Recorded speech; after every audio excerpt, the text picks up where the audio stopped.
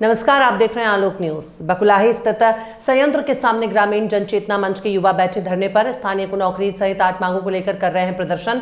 भारी संख्या में पुलिस बल तैनात। भाटापारा ब्लॉक के बकुलाही स्थित रियल इस्पात संयंत्र, जो कि शुरुआत से विवादों में है, आसपास के ग्रामीण समय समय पर विभिन्न मांगों को लेकर उसका विरोध करते आ रहे हैं। इसी क्रम में आज भी ग्रामीण जनचेतना मंच भाटापारा के सैकड़ों युवा संयंत्र के मुख्य द्वार के सामने बैठकर प्रदर्शन करने लगे। उनकी मांग है कि प्रबंधन स्थानीय बेरोजगारों को शासन से तय मजदूरी दर अनुसार रोजगार दे, गांव से गुजरने वालों मार्गों में ओवरलोड बंद हो, कंपनी के अंदर किसानों के विक्रय जमीन में मुआवजा सहित 8 मांगों को लेकर नारेबाजी करते हुए प्रदर्शन किया।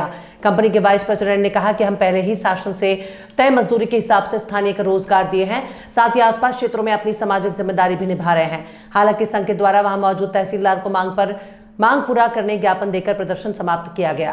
कंपनी के विरोध में जनचेतना मंच के द्वारा विभिन्न मांगों को लेकर आंदोलन किया गया, जिसमें हमारे प्रमुख मांगे क्षेत्र के बेरोजगार युवाओं को रोजगार मुहैया कराने के लिए और कार्यरत मजदूरों का दैनिक वेतनमान जो मिलना चाहिए, उनके अगुवाई में उन लोग का आंदोलन किया गया। और हमारे मांगे हैं, जो हमारे जितना भी मांगे हम लोग किए, उसमें बिल्कुल शासन प्रशासन गंभीरता से विचार करे, अन्यथा हमारे जनचेतना मंच के द्वारा वृहद रूप से आंदोलन करने में बाध्य होंगे। नहीं, हमारे से हम इनके जो मांगे थी वो हमारे हिसाब से हम लोग जो तो फुलफिल कर रहे हैं। अभी हमारे जितने आदमी यहाँ काम कर रहे हैं, वहाँ आसपास के गांव वाले सभी के सभी लोकल ही हैं। 90% लोग यहाँ लोकल लोग ही काम कर रहे हैं। भरतपुर, बकुलाही, धौरा, भाटा, मोपका, मोपकी, निपनिया, यहीं के आसपास भाटापारा, छत्तीसगढ़ के लोग काम कर रहे हैं। अब यहाँ बोले यहाँ आसपास बाजू के गाँव पूरे छत्तीसगढ़ से लोग ही काम। मैं खुद छत्तीसगढ़ का हूँ, मेरा घर बिलासपुर में, मैं यहीं काम कर रहा हूँ। तो यहाँ जितने लोग काम कर रहे हैं सब छत्तीसगढ़ के लोग काम कर, 90% लोग यहाँ छत्तीसगढ़ लोग काम करें। इसके अलावा हम काम के आसपास के गांव 8-10 गांव जो है, उसमें हम उनको किसी का डेथ होता है उसमें उनको डोनेशन देते हैं। हम किसी भी बच्ची का शादी होता है उसमें हम डोनेशन देते हैं।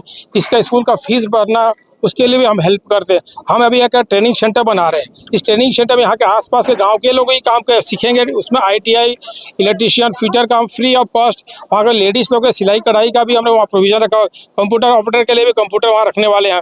तो सब चीज़ें हम इस गाँव के भले के, आसपास के गाँव के भले के लिए ही कर रहे हैं। हमारा कोई इंटेंशन नहीं कि गाँव वाले को कुछ तकलीफ हो। वेतन की संगति को लेकर, वेतन का जो एज पर गवर्नमेंट का एक्ट उसके हिसाब से ही हम देते हैं। हम किसी फीटर को देते हैं, किसी को 15,000, किसी 16,000, किसी 17,000, वो डिपेंड करता है उसके एक्सपीरियंस के हिसाब से। अब कोई लड़का ट्रेनिंग करके आता है, उसको हम लोग उसमें अप्रेंटिसशिप में रखते हैं। ऐसा है, अब किसी के साथ ऐसा नाइंसाफी कर ही नहीं सकते। जो कंपनी का सिस्टम है, गवर्नमेंट का रूल्स बनाया है, उसी हिसाब से चलता है। अपना परिचय दीजिए। मैं SK यादव, रियल एनर्जी का वाइस प्रेसिडेंट। आज का धरना प्रदर्शन जनचेतना मंच के द्वारा था। स्थानीय लोगों को रोजगार मिले, जो किसानों का जो जमीन अधिग्रहण किया गया है, उनका जो है